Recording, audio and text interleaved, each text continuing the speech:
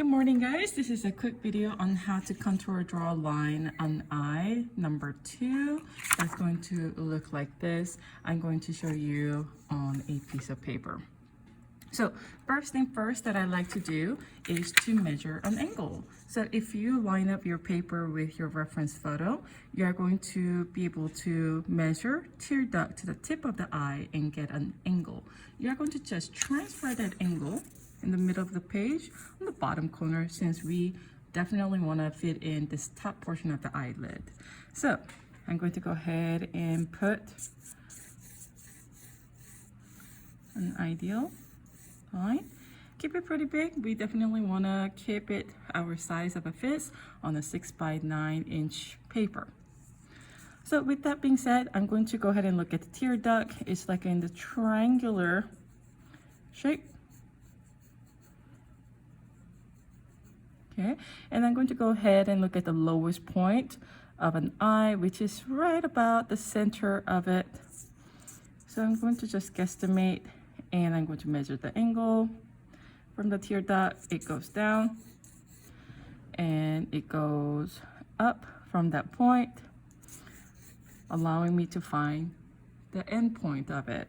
So I'm going to go ahead and use this time to outline the bottom of the tear duct and left hand half of the lower eyelid and the right hand side of the lower eyelid, and smoothing things out. Nothing is really sharp in our face, so we definitely want to smooth out some of these angles.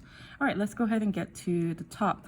The highest point of your eye is actually very linear here, so I'm going to go ahead and somewhat guesstimate the thickness of the eye, and going to go ahead and measure the angle.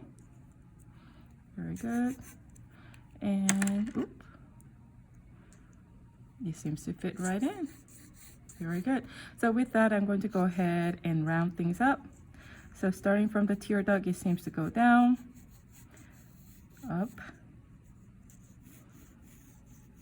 Now, you need to do this, draw this very lightly. I am only drawing this so that dark. I'm drawing it dark so that you can see it, but I do want you to draw it lightly. Okay, I'm going to go ahead and draw the inner parts of the eye of the tear duct, but I'm going to leave a little bit of space here. I know you cannot really see, but there should be a little bit of an evidence of lower part of your upper eyelid. But if you look here, it's very clear where the top plane of the lower eyelid is, and I have indicated that on our drawing. So I'm going to go ahead and indicate. It's pretty thick here on the front of the tear duct. I'm going to show you here. Do you see that little tiny triangle and thin line? It's almost like a parallel curve here, and it curves around here. So I'm going to go ahead and do that. This allows us to feel the thickness of our eyelid.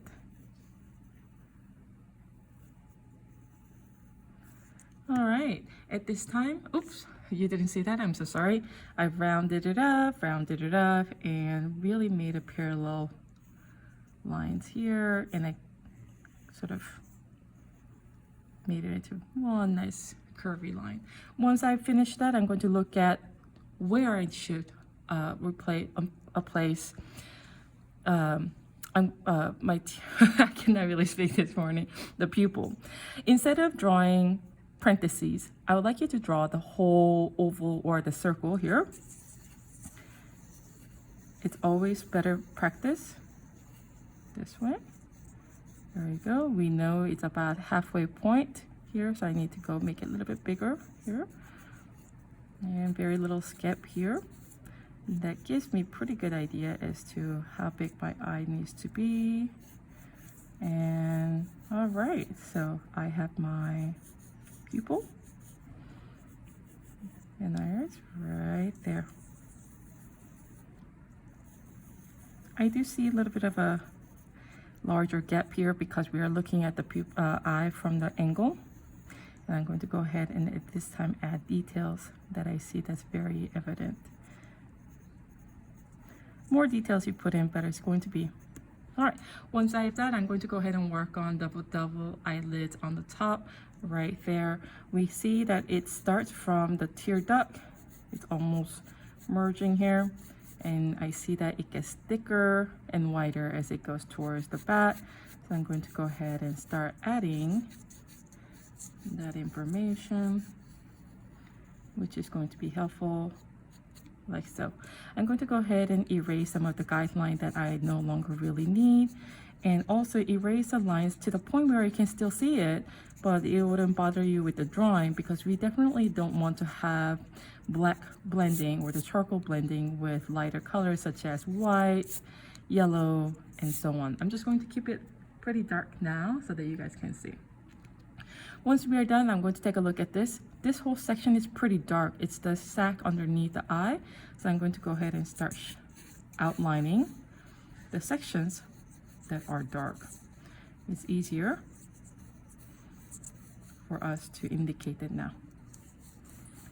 I see the glabella and the nose bridge here, and your eyebrows is casting the shadow here. So I'm going to go ahead and indicate those changes as well.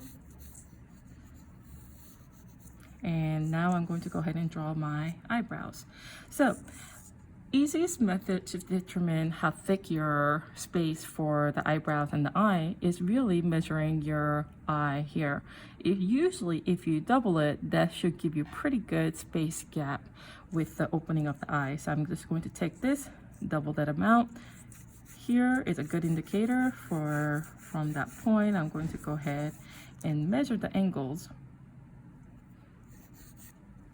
Right, good. And go ahead and put in the eyebrow shape.